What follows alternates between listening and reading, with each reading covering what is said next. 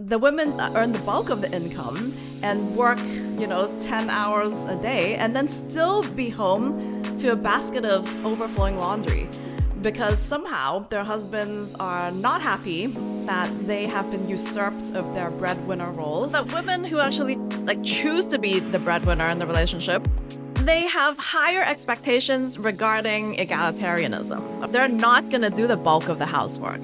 To not tell people that your husband is unemployed.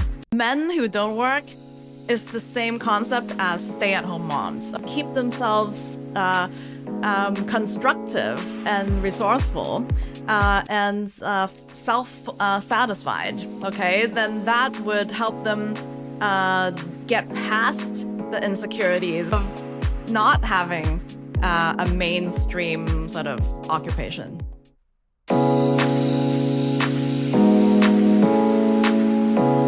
Hi everyone, welcome back to Love and Life Sorted. I'm Dr. Sandy Toe, and today we're going to be talking about women breadwinners. Okay, so traditionally, it's the man that is the breadwinner, as you know, and it's women who stay at home to take care of the household matters and to raise the children, and the men will be bringing back the money, right? But nowadays, the arrangement has become somewhat obsolete or somewhat overridden because there are increasingly more dual income families. So both the women and the men work. Right. So usually they might earn similar income, or the man maybe slightly a bit more. And so the man is still categorized as a breadwinner. Right. So, when people talk about it to other people, it's sort of unsaid that their husbands are the ones that's earning more and who are the main breadwinners. And maybe the women are secondary earners. Yeah, so they're contributing some income to the family, but on the whole, they're the ones that are actually doing a bit more around the house because, well, technically speaking, logically speaking, from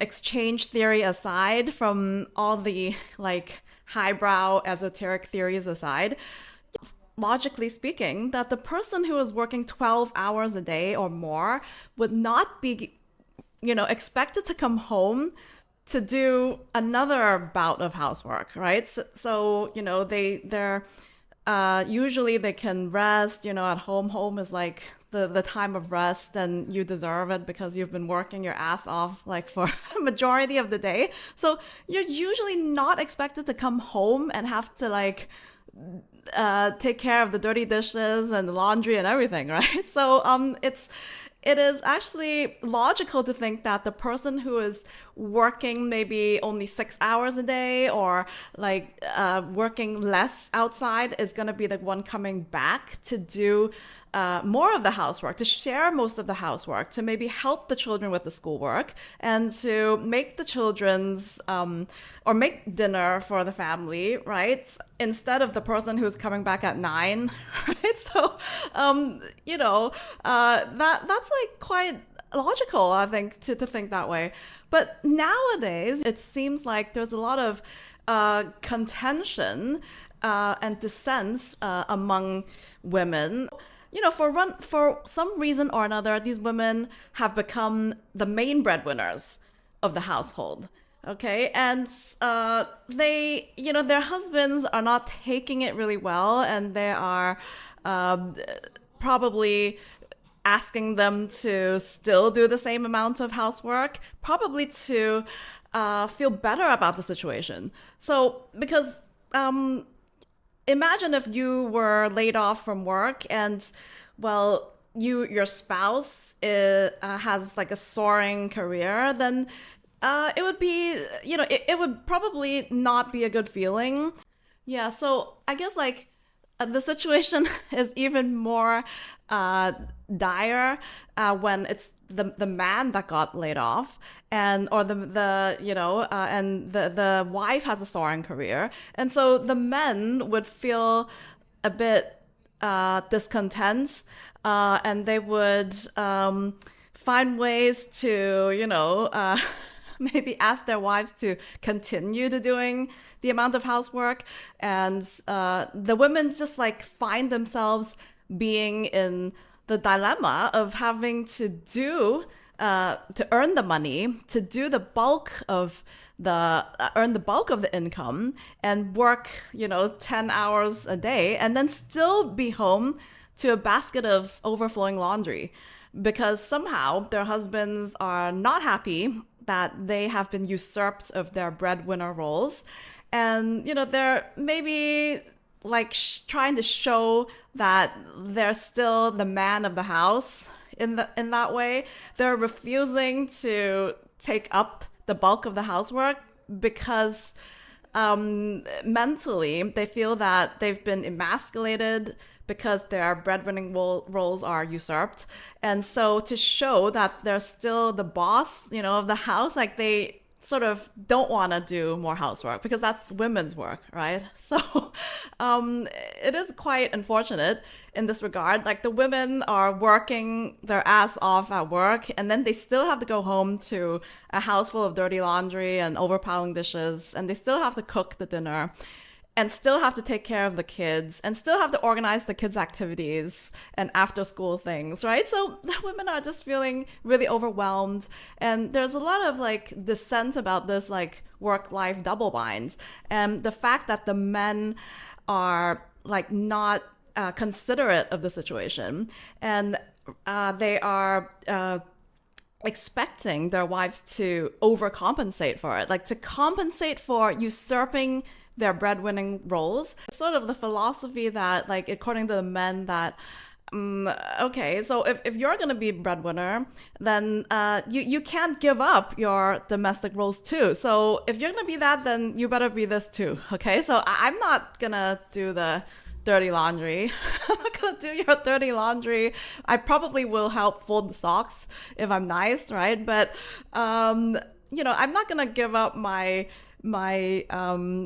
status, give up all of it just because I got laid off, right? So the wives, in a way, like, of course they're feeling overwhelmed and so tired and exhausted and like feeling a lot of discontent, but they don't really dare refute this because their marriage is at stake, right? So in order to salvage their marriage or to like keep it intact, they can't really like complain about the overflowing housework that they have to deal with too.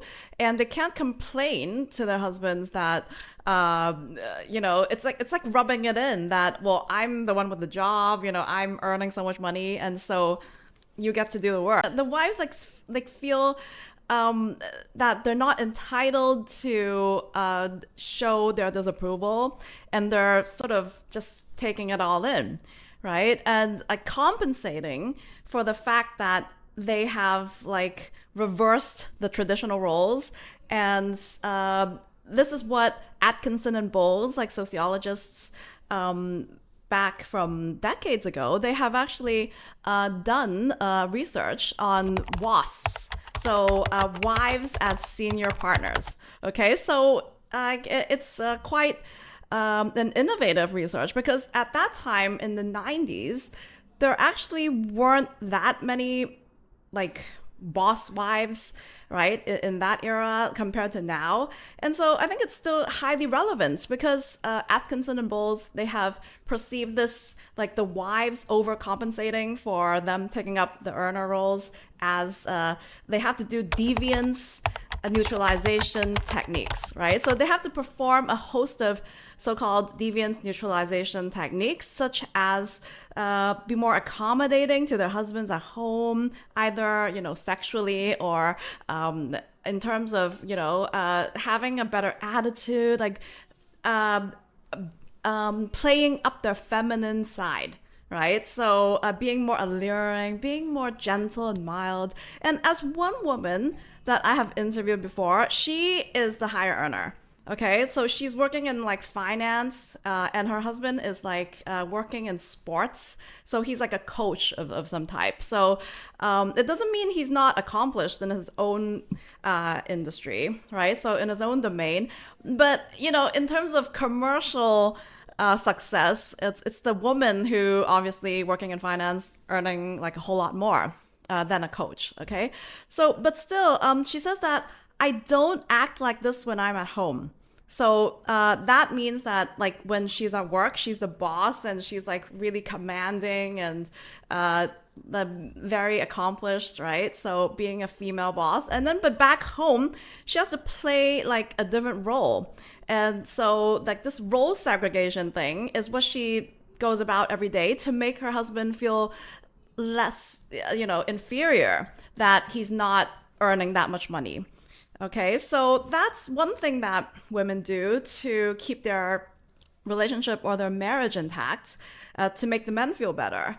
And another like deviance neutralization technique, because well, we call it that because it's a deviation of the traditional role of man breadwinner and woman lesser earner, right? So when there's this role reversal there, the women have to like work extra hard to compensate. And another technique is to do more housework. Yeah, so they on autopilot, maybe they'll just tell their husbands, "Oh yeah, I am working late, but I've already prepared like the meal in the freezer. Everything's done. You just have to reheat everything for the kids." And then I'll come home and I'll eat it, and then I'll reheat it and eat it, and then I'll do the dishes. So don't worry about that. You guys, relax and have fun without me. Okay, so that's one way of compensating, right? So playing up the domestic role even when you're not there, right? And another way is to tell other people. Another way is to extol the virtues of their husband in front of other people. So this is actually what I see most of, because you don't know what happens behind closed doors unless you interview them, right? So you don't know if like your friend is doing a lot of housework at home, like unless she complains. But one thing I have noticed is that like my friends who are earning a lot of money or are entrepreneurs or are like, I don't know, rich, okay, so they would actually play up, their husband's achievements. Like they would actually compliment their husbands a lot in front of us. Okay, like stuff like, honey, you're so good at this and that. Like, oh, you're so good at giving directions. Like, I couldn't have gone there without your really concise, like Google Map illustration or something like that. Or oh, honey, you're so good like at finding parking spaces. What can I do without you?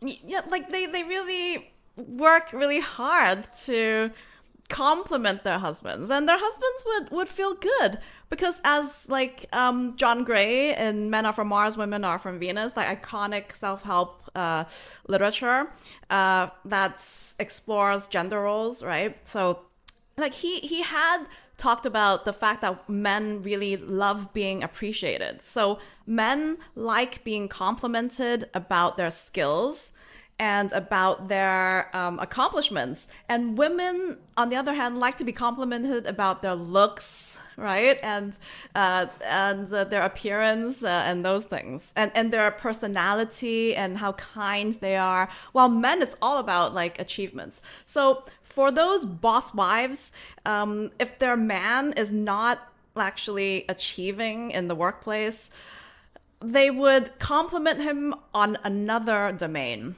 in terms of driving skills, his handiwork skills, fixing things, and those things, which are like valid enough, right? So it doesn't mean he's not accomplished just because commercially he's not, right? So he can have other skill sets. So it is a really actually effective and like giving compliments is always good. It's for free and makes people feel happy. So why not, right? So if you're gonna compliment your neighbor or your friend or a stranger you have never met online, right? So in social media, we compliment, we like people's posts all the time.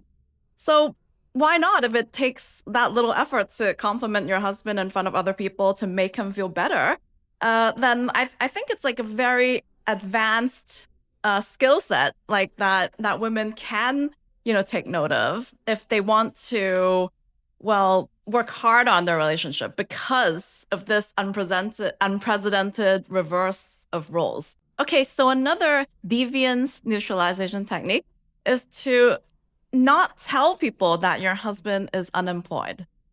It's more like telling them your husband has another occupation.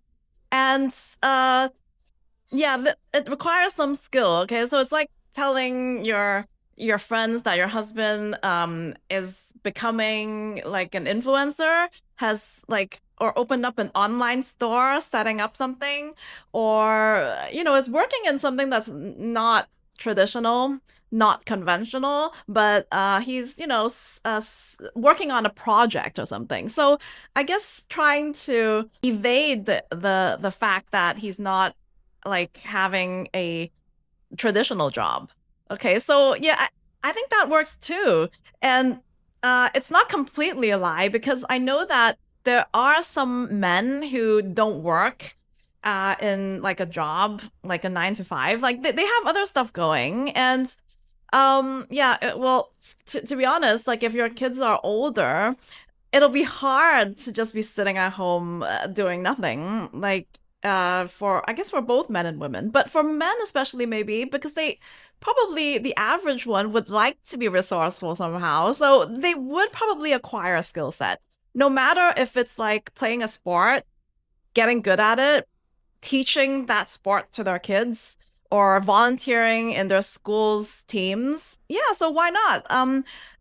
Acquiring a skill set that either pays or doesn't pay is healthy for the man mentally to get over his inferiority complex. But what about for women who voluntarily chose men who are less accomplished or are not main breadwinners? They're the satisficers.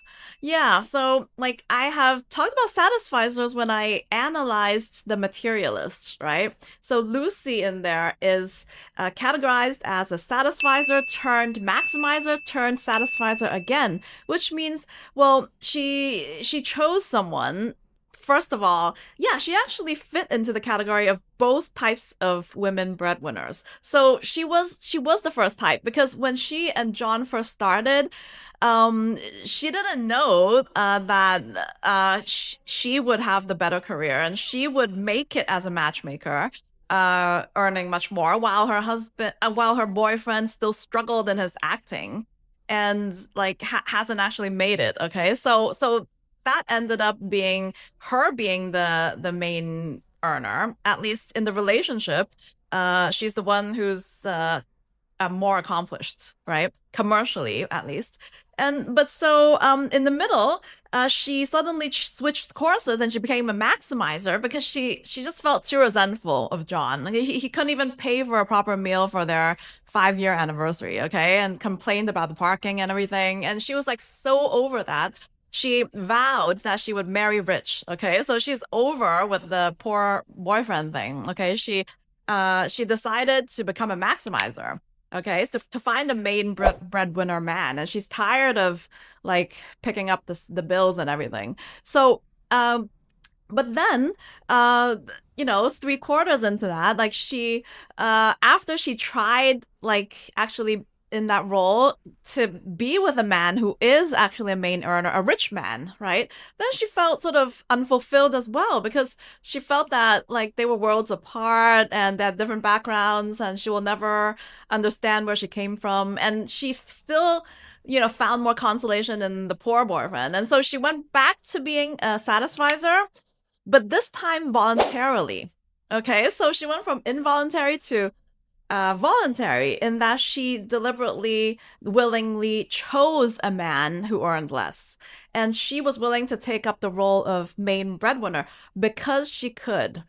Yeah, so at the end, I suppose it's a win-win situation because she's seen it all and she happens to actually like land like really good promotion and prospects in her job. And so she has no problem taking up that role for both of them. And she could support both of them. And so that's great. She doesn't expect economic gains from like the marriage. Okay. So for satisficers, they expect something in return. They're not stupid.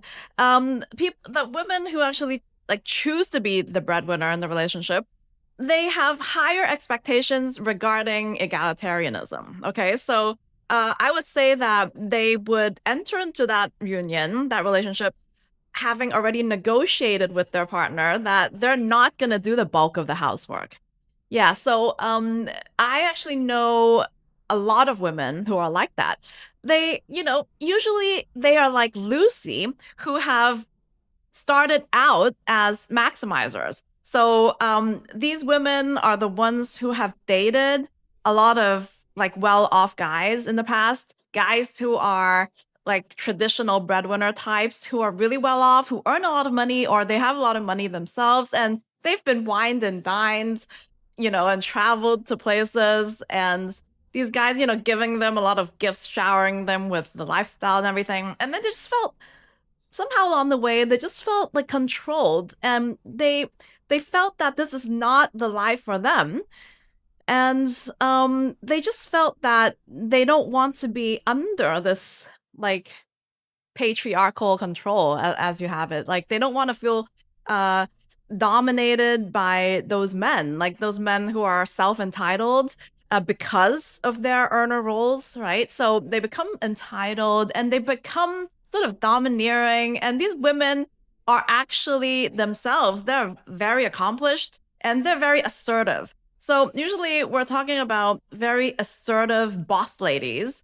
In a good way, because these are women who know what they want, who are extremely intelligent, and who cannot tolerate chauvinism at all, any type of chauvinism. So after being, well, supposedly dominated by those rich guys, they have opted to go down a completely opposite path. Yeah, to assume the role of a breadwinner and to choose guys who are lesser earners. And within that arrangement, they have already negotiated everything. So it's not like a surprise thrown on to those guys that, oh, okay, suddenly I'm dating a boss woman and, what do I do? do I like give her all the housework and pretend to be the boss at home? No. Like in these cases, those women have already negotiated with their partners that their partners are going to be the ones who bring up the children, who stay at home, or who work freelance and who take up the bulk of the housework, while these women will go off and develop their careers to the full. So these women are usually on partner track in the firm, and they're not going to give that up to have a family. Or they're like female entrepreneurs who are highly successful. They're not going to give up having a family and having children just because they're too busy. Okay, so previously in my previous episode, I've talked about like leaving it too late to have children and like having regrets. But for these women, they're not going to give that up. And they're also not going to give up having children. Okay, so they're going to have a family, they're going to get married, they're going to have children like the same, except they're going to find a man who is going to slow down and do that with them and help them with the housework. I have talked to one who has her own business, okay, has her really successful like real estate business.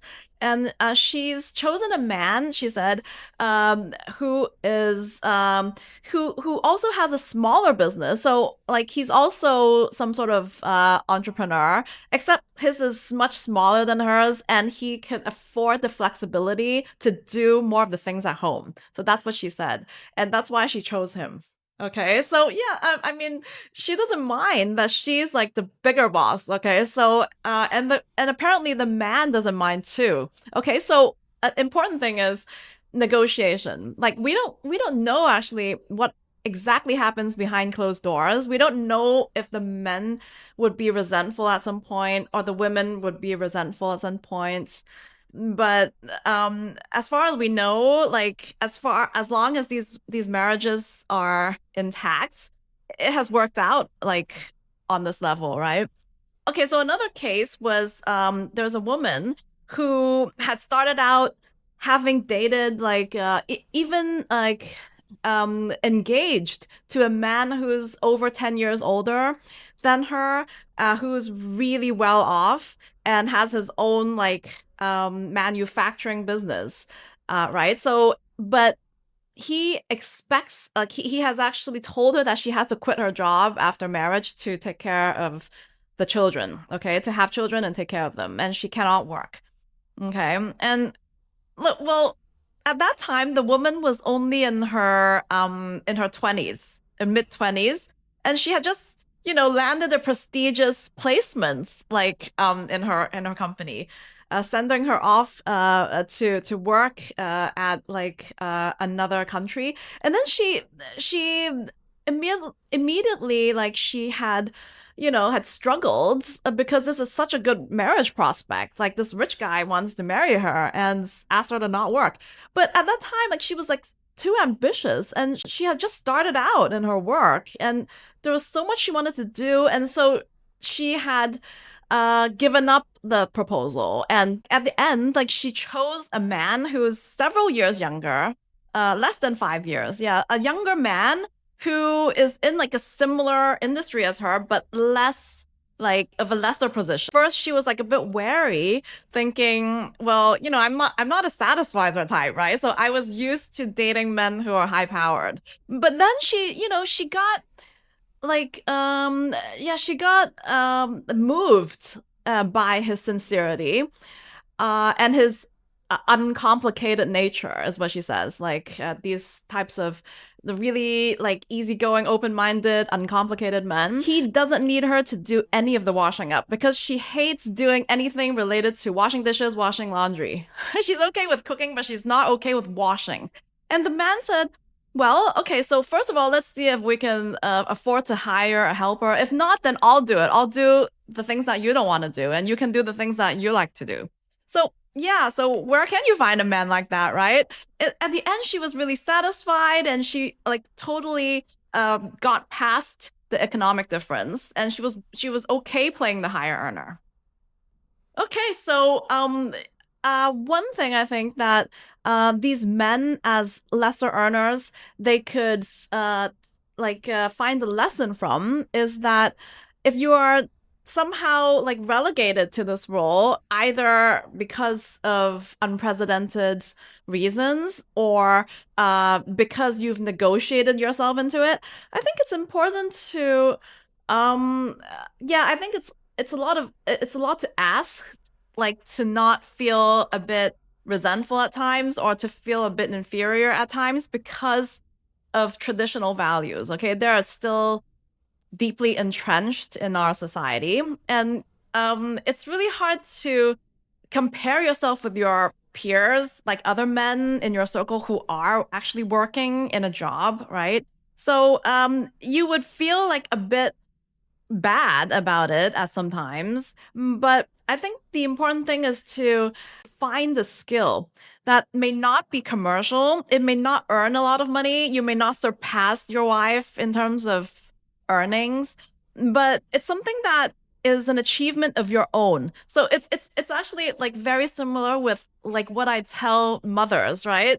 How the moms need to reclaim their life, reclaim their identities with passion projects, right? Okay, so men who don't work is the same concept as stay-at-home moms. Okay, so both of them they need to find out their interests and keep themselves constructive and resourceful and self satisfied. Okay, then that would help them get past the insecurities and get past the ennui, okay, of not having a mainstream sort of occupation. For the involuntary women breadwinners who didn't ask to be in these roles, but well, life allocated you this role, you know, make the most out of it and try to actually maybe verbally encourage your husbands, like give like compliment them more, you know, and show appreciation. Tell them more that, oh, I really appreciate you fixing that light. It's been it's been out for ages and I don't know how to deal with it or something, and I have no time, and I'm so glad you're holding down the fort at home. So show more of your verbal appreciation and encouragement. Yeah, so remember to so for both types of women breadwinners, they should encourage their husbands to develop their own interests and their hobbies more. And make the most out of the roles, whether or not, it's voluntary or not. Okay, so, being a woman breadwinner has its merits and has its downfalls, of course, like every other role. Like even if you're a stay-at-home mom and you're not an earner, you have your troubles as well, right? You have your moments of boredom and you want to maybe go out and do something too, right? So make the best of the role that you either fell into or you negotiated yourself. Okay, so thank you so much for being here. And I look forward to another chat next week with you on Love and Life Sorted. Remember to hit subscribe so you don't miss an episode.